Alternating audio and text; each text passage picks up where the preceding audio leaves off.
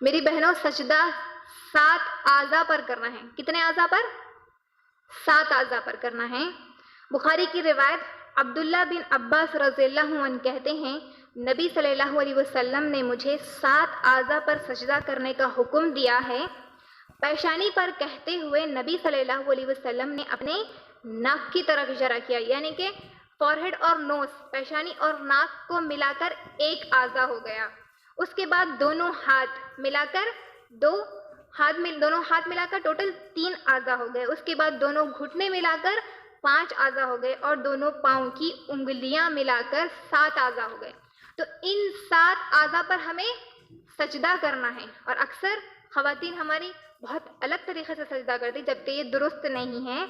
سجدے میں سب سے پہلے ہمیں کیا کرنا ہے؟ اپنے ہاتھوں کو ڈالنا ہے. میری بہنوں ہاتھوں کو ڈالنا ہے، اور اکثر لوگ کیا کرتے سب سے پہلے بیٹھ جاتے، اس کے بعد ہاتھ کو رکھتے. نہیں، سب سے پہلے ہمیں سجدے میں اپنے ہاتھوں کو ٹیکنا ہے، اس کے بعد گھٹنوں کو رکھنا ہے.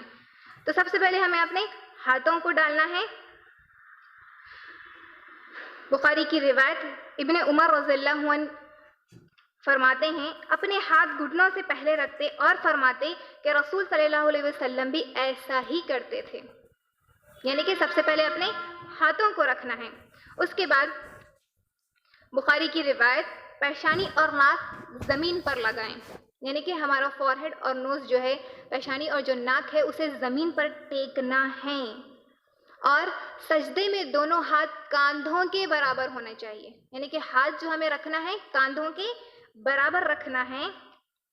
ابو داؤد اور ترمذی کی روایت ابو حمید رضی اللہ عنہ فرماتے ہیں نبی صلی اللہ علیہ وسلم سجدے میں اپنی ناک اور پیشانی زمین کے ساتھ لگاتے اور ہاتھ اپنے پہلوؤں سے الگ رکھتے اور ہاتھ کاندھوں کے برابر رکھتے، یعنی کہ ہاتھ کو ہمیں ملا لینا نہیں ہے مکمل. اس طریقے سے عورتیں اکثر کیا کرتی، اس طریقے سے ملا کر جھک کر اپنے آپ کو سمیٹ کے سجدہ کرتے، جبکہ یہ درست نہیں ہے. اپنے ہاتھ کاندھوں کے برابر رکھنا ہے. سب سے پہلے ہاتھ کو ڈالنا ہے، پھر ہم اپنے گھٹنے رکھ سکتے ہیں، اس کے بعد زمین پر ہماری پیشانی اور ناک لگنا ہے. اس طریقے سے ہمیں سجدہ کرنا ہے. اور کچھ روایت میں کانوں کے برابر بھی کرنا درست ہے. حاکم کی روایت سجدے میں ہاتھوں کی انگلیاں ایک دوسرے سے ملا کر رکھیں اور انہیں قبلہ رخ رکھیں. جس طرح ہم رفعدین کرتے ہیں تو ہمارے ہاتھوں کی انگلیوں میں ہلکا سا گیپ ہوگا، لیکن سجدے میں جب ہم جائیں گے ہاتھ زمین پر ٹیکیں گے تو ہمارے ہاتھوں کی انگلیاں ملنا ہے، ملا کر ہمیں رکھنا ہے.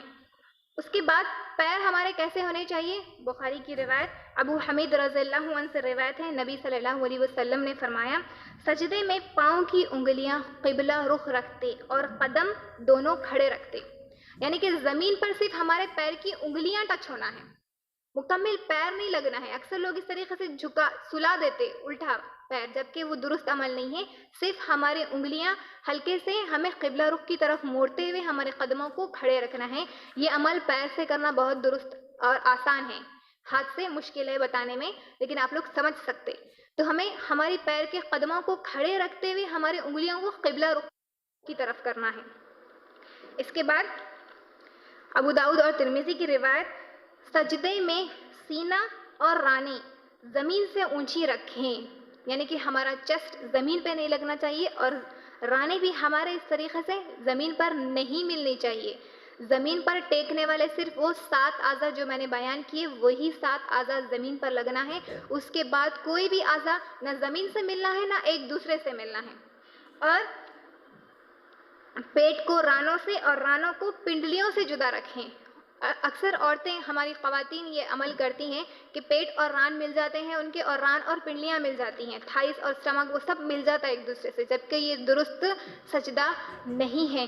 ہمیں کس طریقے سے نماز پڑھنا ہے؟ جس طرح نبی صلی اللہ علیہ وسلم نے پڑھنا بتایا، اللہ نے جس طرح حکم دیا اس طریقے سے پڑھنا ہے. اور یہ طریقہ ہمیں اس طریقے کا کہیں نہیں ملتا کہ اس طریقے سے عورتوں کو سمیٹ کر سجدہ کرنا ہے، یہ طریقہ ہمیں کہیں نہیں ملتا. تو میری بہنوں غور سے سنیں کس طریقے سے ہمارا سجدہ ہونا چاہیے. تو کوئی بھی پارٹ ایک دوسرے سے ملنا نہیں چاہیے، سب ایک دوسرے سے الگ ہونا ہے اور زمین سے الگ ہونا ہے. صرف وہ 7 اعضا کے علاوہ کوئی بھی چیز نہ ایک دوسرے سے ملنا ہے اور نہ زمین سے لگنا ہے. اس کے بعد مسلم کی روایت حذیفہ رضی اللہ عنہ سے روایت ہے، رسول صلی اللہ علیہ وسلم سجدے میں سبحان ربی الاعلیٰ پڑھتے تھے، بالکل اسی طرح جس طرح ہم رکوع میں سبحان ربی العظیم 3 مرتبہ 5 مرتبہ یا 7 مرتبہ پڑھتے ہیں، تو اسی طرح سجدے میں بھی سبحان ربی الاعلیٰ 3 مرتبہ 5 مرتبہ یا پھر 7 مرتبہ ہم پڑھ سکتے ہیں۔ اس کے بعد 2 سجدوں کے درمیان بیٹھنا ہے، 2 سجدوں کے درمیان بیٹھنا ہے۔ میری بہنوں، آپ تمام کو سمجھ میں آیا کہ سجدہ کس طریقے سے کرنا ہے؟ میں ایک بار پھر سے دہرا دیتی ہوں میں آپ کے سامنے آسانی کے ساتھ کہ ہمیں سجدہ صرف 7 اعضاء پر کرنا ہے، جس میں سے پیشانی اور ناک ملا کر 1 اعضاء ہو گیا، دونوں ہاتھوں کو۔ تو سب سے پہلے اپنے ہاتھوں کو رکھنا ہے اور ہاتھوں کی انگلیاں ملا کر رکھنا ہے، اس کے بعد ہم سر کو رکھیں گے، اس کے بعد ہم ہمارے گھٹنوں کو رکھیں گے، اس کے بعد ہمارے قدم دونوں کو، قدم کی یعنی کہ ہمارے جس کو ہم پنجہ کہتے ہیں، وہ ہمارے اس کی انگلیاں جو ہے وہ قبلہ رخ ہوں اور ہمارے جو قدم ہیں وہ کھڑے ہوئے ہوں۔ اس طریقے سے ہمیں ٹیکنا ہے۔ اس کے بعد نہ ہمارا سینہ رانوں سے ملنا ہے، نہ پیٹ سے ملنا ہے، نہ پنڈلیاں ملنا ہے، کچھ بھی نہیں ملنا، سب ایک دوسرے سے الگ رہنا، یعنی کہ کھلا رہنا چاہیے۔